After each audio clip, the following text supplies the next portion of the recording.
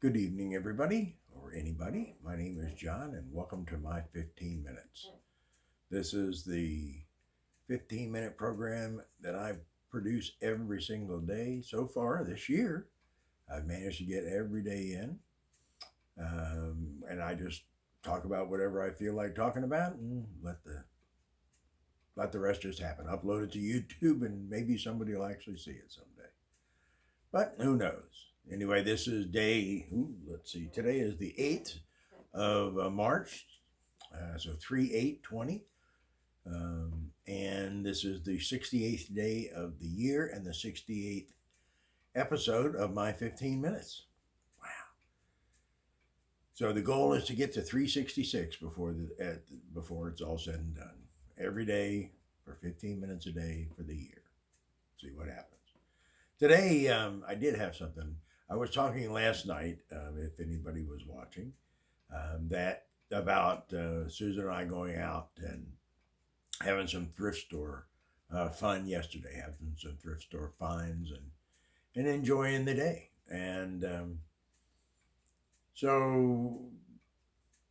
and I told a couple stories about the things we bought. One of them was was a hot water, little hot water kettle, electric hot water kettle that we got for $5 at the Nova Thrift. But what was really more amazing than the price to me was, especially as I started to look it over and realized these guys really,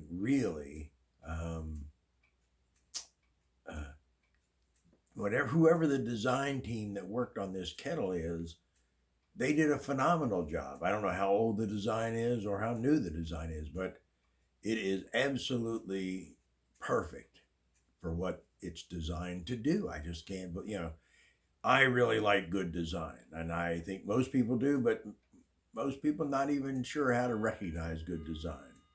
Um, in this instance, let's see what time. Oh, it's 9 o'clock. The gongs are going off. So, but in this instance, the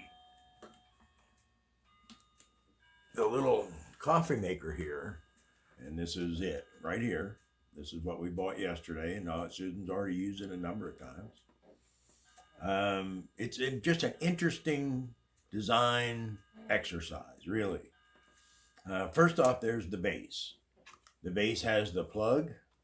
It has the whatever the mechanism is that converts 110 volts to whatever, and it plugs into the base of this unit right here and makes a connection and heats, and that has the heating element inside, and so it heats. Now, I don't know that it's converting. I think it's probably not converting 110 to anything else. I think it's probably just running 110 straight into the heating element. I wouldn't see any reason why it wouldn't. But it's just a really nice design. They have a center plug on it.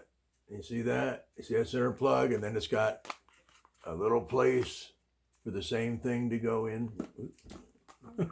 I'm not doing very good at holding it up. But you can see there's a place for the plug to go right in that hole there. And the other interesting thing is now that they gave it a lot of thought. You can tell. First off, here's the underside of this little electrical connection that they had. And if you look, they designed it with a cord wrap, a place to,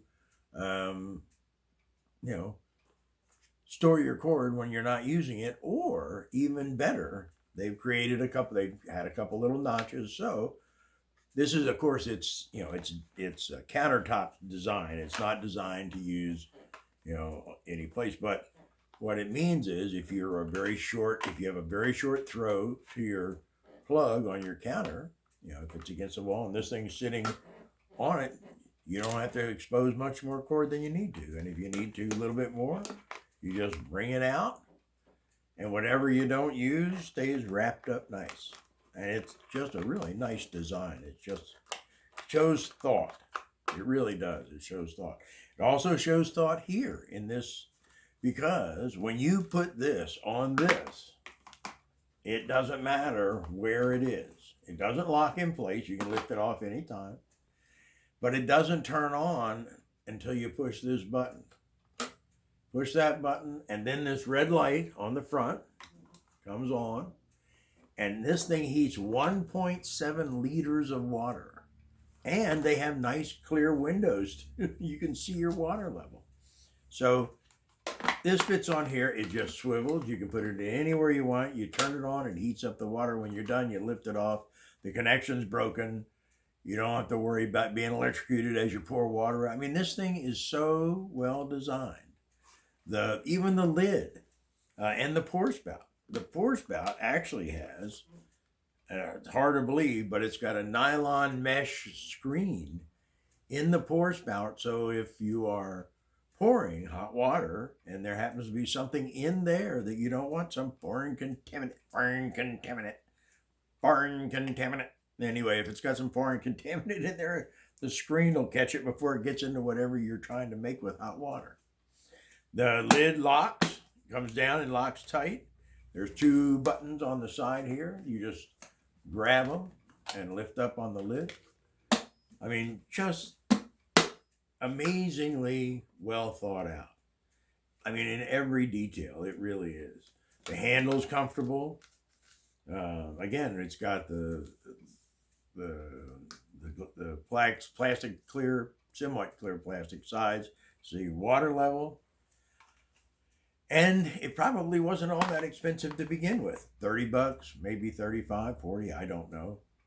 Expensive enough for a kettle, but they make this exact same thing, every aspect of it, except they make it in stainless steel. Of course, this one's plastic. They make it in stainless steel, so it really looks nice on your counter. But that one's $60, and we're not paying $60 for something that heats water. This works. This is $5, and one of the best industrial design exercises I've ever seen. It does everything that you could think that a kettle should do, and it does it well. I mean, it is amazing. It's the kind of thing I love, you know. I mean, just good design. And the other piece, now this didn't come from a thrift shop, actually. A couple years ago, I gave this little toy to the kids, Amory and Sam, for Christmas. I can't even remember what it's called right now. Wait a minute. Maybe it says it.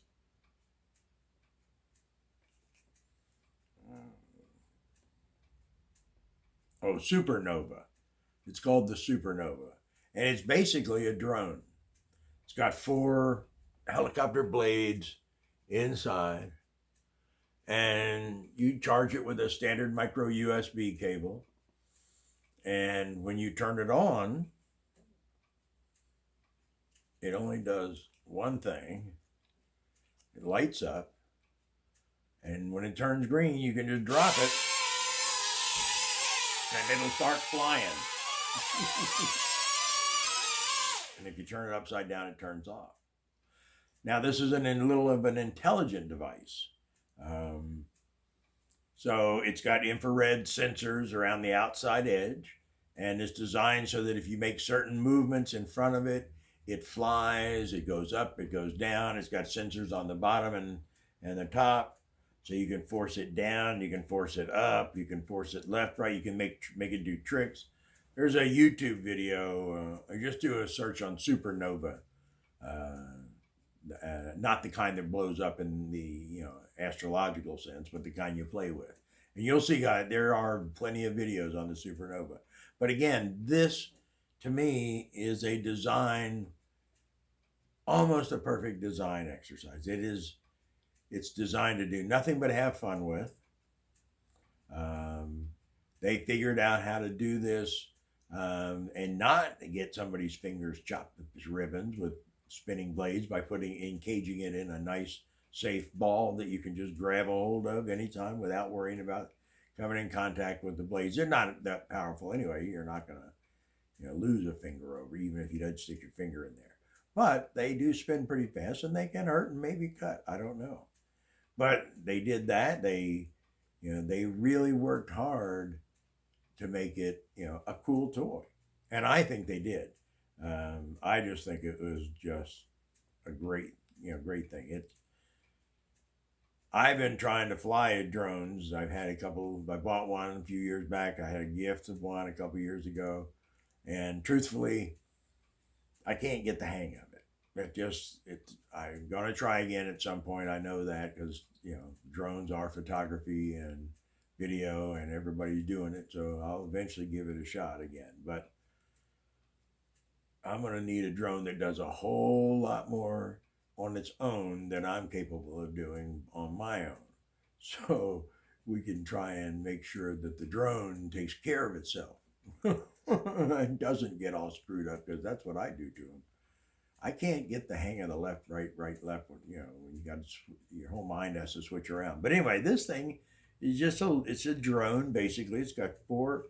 It's designed in the same way that drones are designed, except that it's showing what its own intelligence capabilities are. It doesn't have to have somebody telling it everything. It just reads its environment and reacts to it. I guess that's almost the same thing because you're giving it signals as you move across it. But the fact that you can do that and still sell the whole thing, this absolute package, for $29.99 when it was brand new. I bought it on a clearance day at Walmart last year at some point. The kids had already had it for a month, and I wanted one because I wanted to play with one.